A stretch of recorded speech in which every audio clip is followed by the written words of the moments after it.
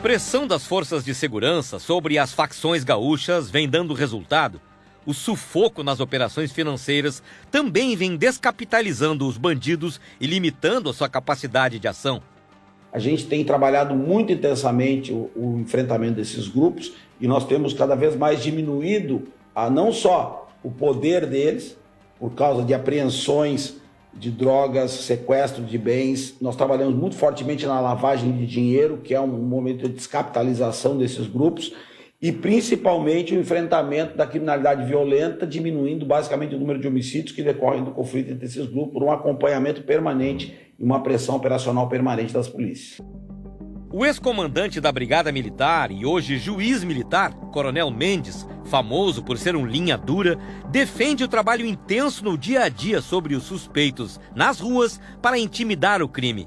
Tem que abordar sistematicamente, porque é na abordagem que o policial vai identificar quem está contra a lei. Porque o policial tem o tino dele, tem experiência, expertise dele ali. E ele sabe como é que funciona a coisa.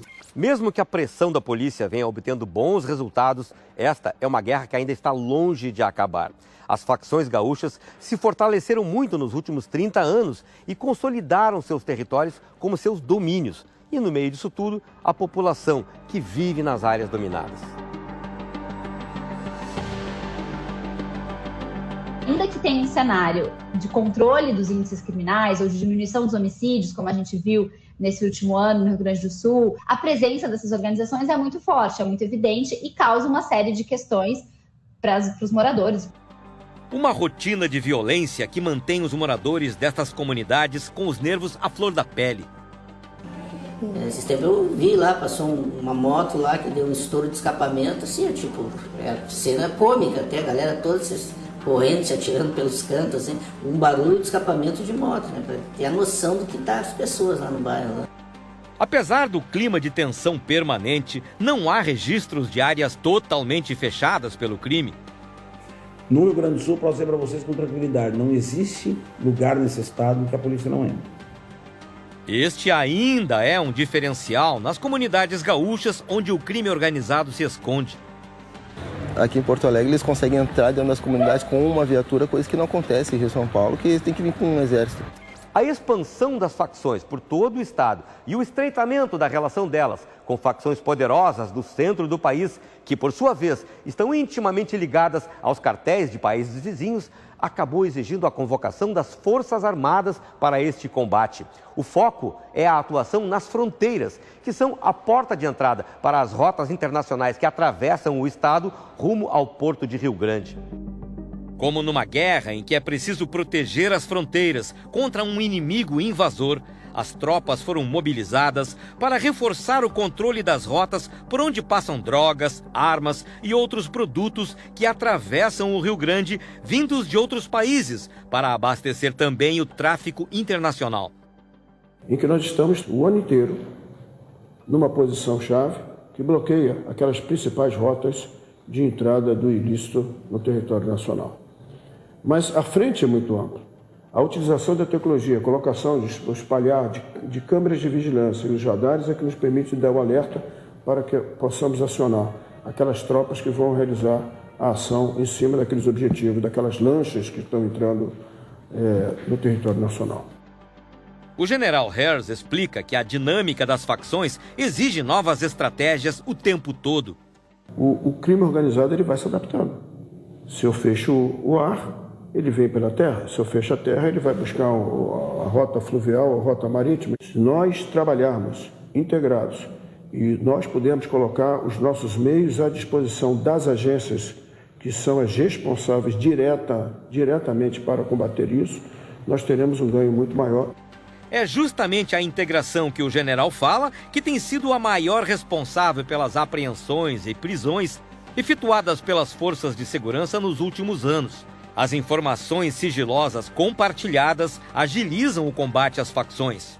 Com o incremento, principalmente do nosso serviço de inteligência, a gente consegue trabalhar de forma mais focada em interromper a cadeia logística dessas facções, através de grandes apreensões de drogas, armas e, nos últimos anos também, de outras mercadorias ilícitas que elas utilizam para o transporte para se monetizar.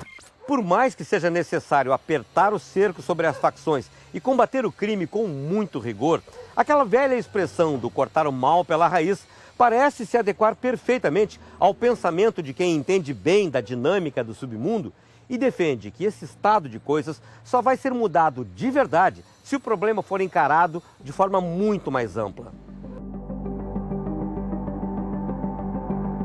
Isso não é política que se aplique só com polícia, compreende? Você tem que agregar essas outras coisas. E aí, então, você vai desidratar a facção pela prevenção do crime, prevenção real, tratando a pessoa antes dela se tornar uma criminosa, antes dela ir para a cadeia, antes de produzir vítima. O juiz Sidney Brzuska insiste que só uma política de educação inclusiva, eficiente e permanente poderá conter as fábricas de soldados do crime. As pessoas que são presas hoje são pessoas que abandonaram o colégio na adolescência. Cada ano que o sujeito fica no colégio, a partir do 6º ano do ensino fundamental, diminui 10% a chance deles ir para a cadeia. Cada ano, acima da 5ª série. Foi para a 7ª série, diminuiu 10%, foi para a 8ª, mais 10%, terminou, venceu o ensino médio lá, praticamente já escapou da cadeia. Foi o interesse pela cultura que ajudou Rodrigo Sabiá a se livrar dos grilhões na cadeia. A primeira vez que eu li um livro foi dentro do sistema prisional, e li aquele livro uma semana, e a partir daí me interessei muito pela leitura, porque era meu momento de distração, de sair dali de dentro, de eu ficar viajando, e a partir daí comecei a escrever, comecei a ler cada vez mais, participar de projetos sociais e me preparar para viver a vida aqui fora, né? E foi assim que Sabiá, depois de cumprir pena por assalto, se tornou um batalhador pela conscientização dos jovens contra a vida no crime. Um militante incansável que dá palestras por todo o país, levando a sua experiência e alertando para as armadilhas do submundo. As minhas referências eram os caras do tráfico, eram os caras do crime. E eu fui crescendo vendo essa gurizada, né? E amigos meus começaram a se envolver com o crime com 13, 14 anos. Eu já me envolvi com 16 anos. E foi nesse período que, eu fui me perdendo, abandonando a escola. Eu via muito na TV e falava que, bandido bom é bandido morto. E eu queria mostrar esse outro lado, e que o bandido bom não é o bandido morto, mas aquele que consegue se ressocializar. E é uma ferramenta que eu encontrei, foi através das minhas palestras, levando a minha história para dentro do cárcere, para a fase, para dentro das comunidades, com outros jovens, né? Uma iniciativa solitária que parece pouco diante da dimensão da violência generalizada, mas pode fazer a diferença na vida de muitos jovens das comunidades dominadas pelas facções.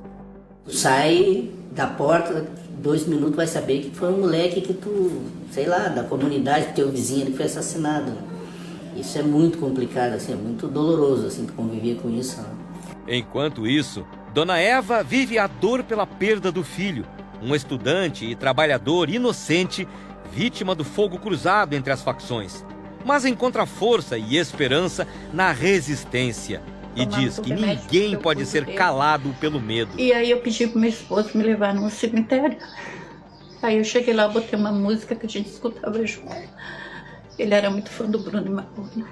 E daí eu disse para ele: a mãe veio aqui escutar uma música contigo, e ao mesmo tempo eu quero te pedir, filho, que me dá uma luz para mim atrás de quem te tirou de perto de mim, e também ao mesmo tempo me dá força, e eu acredito que ele me dê, sabe? Eu não vou, eu acho que é um direito que a gente tem, as outras mães também que perderam seus filhos, elas têm que correr atrás, não é assim, não adianta, porque se todo mundo se calar, mais e mais e mais vai acontecer. Não é assim.